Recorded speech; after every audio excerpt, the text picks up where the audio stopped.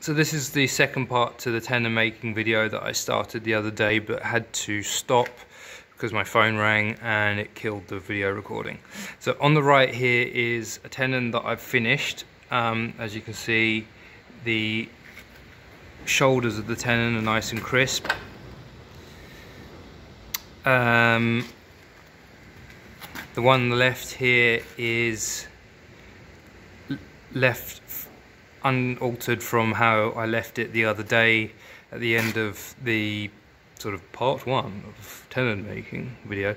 As you can see, it's much longer than the other. That's because I haven't yet trimmed off the excess. So as I mentioned in the first video, so I'm out of shot, I'm just putting a glove on. So as I mentioned in the first video, these were the first part, these were too long and needed to be trimmed so that the end of the tenon wouldn't hit up inside the end of the monkey tool. I've trimmed off the excess of these ones and have used the monkey tool on this, and so as you can see now that will sit nicely. Having hammered on this on the back, it's dressed up the shoulders of that nicely, so it's all nice and flush. I like to do this process using coal forge because you get a shorter heat on the end of the bar. I'm not really looking to upset the bar and shorten the length, I'm just looking to knock those edges back. I find that if you use a gas forge, then you sort of end up running a heat, quite further back than you need, and that sort of runs the risk of bending the bar behind the shoulder, and then it's just a bit of a faff. So the other thing being about this process, what I like to do is rest the bar on a stand at the back. I've got quite a bad shoulder, my left shoulder is really bad, so I find holding things at awkward angles really difficult. But if you rest it on a stand, then you can sort of stand over it a bit easier and don't have to stretch your left, if you're right-handed, you don't have to stretch your left arm back out at an awkward angle.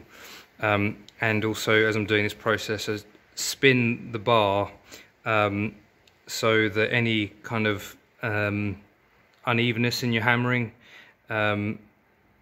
is spread, so you're not just constantly hammering from one direction and unknowingly putting a angled shoulder on the tenon. It's always sort of true and square. So having now just trimmed that a bit shorter with the grinder, the monkey tool will slot on without the end of the tenon showing in that hole, which is again something I mentioned in the first part. But you can see the difference there, where hopefully you can see the difference anyway, where there's a sort of bit of daylight between the end, between the shoulder and the end of the monkey tool, whereas with this one it's completely flush. Hopefully that's showing on camera. Anywho,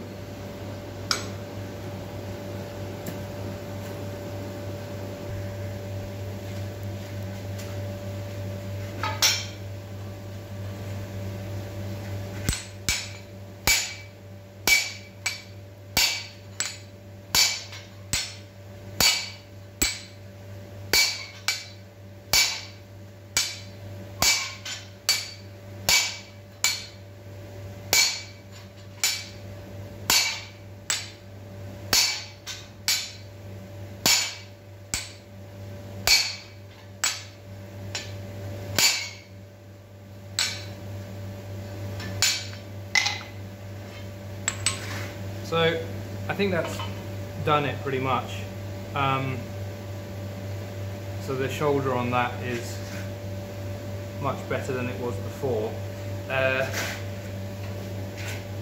normally look down the length of the bar and look to see how straight the tenon is on the end, if it's sort of angled off at all. It has a smidge, to my, it probably doesn't show at all on camera, but to my mind, it looks like the tenon is angling a smidge around that way. So what I do is either get the monkey tool back on the end in another heat and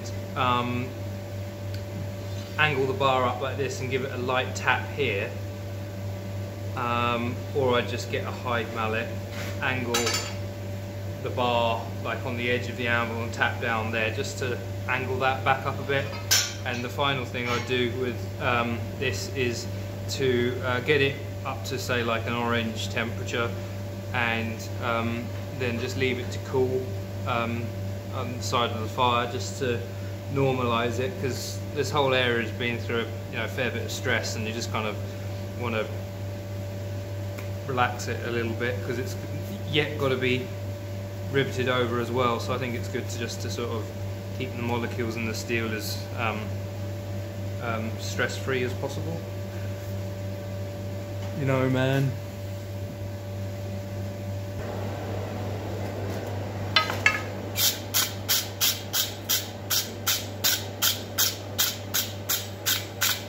Some stubborn bits of clinker on this.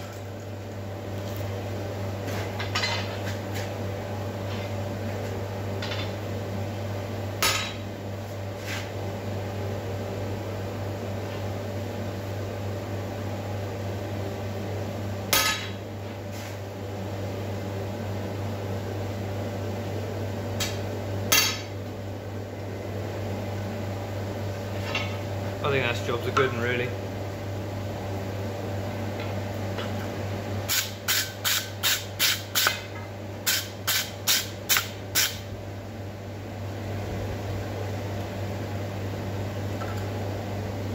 Arguably, there's little sort of tiny little troughs in there, which is from where I used the butcher to chomp in at the start.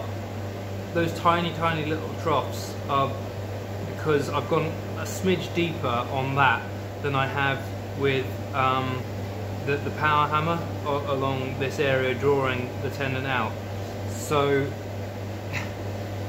I think it'd be maybe a little bit harsh to say that like those areas should be exactly the same thickness and there should be no troughs whatsoever. But you could argue that, but also then in the same breath you could say when you start hammering over from this end to create the rivet head on the tenon, once it's gone through the mortise, realistically all these areas are going to swell up, and that those little troughs are going to end up becoming the same diameter as the rest of it as it upsets. So I think it's not an issue to my mind, really.